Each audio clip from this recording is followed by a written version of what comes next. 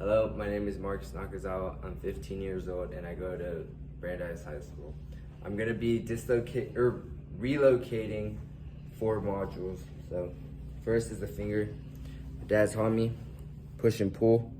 So go here, simple as that. Then we got the elbow, pretty self-explanatory. Kind of go out a little, then you hold it and also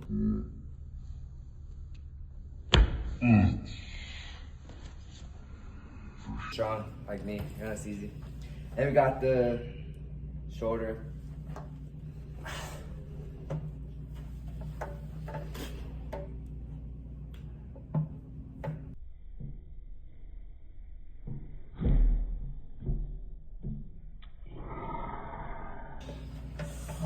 That's pretty hard.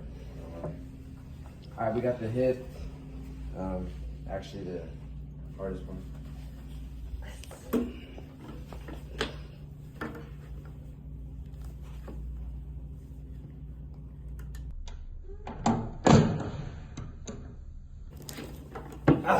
And that's how you do it. Simple as that.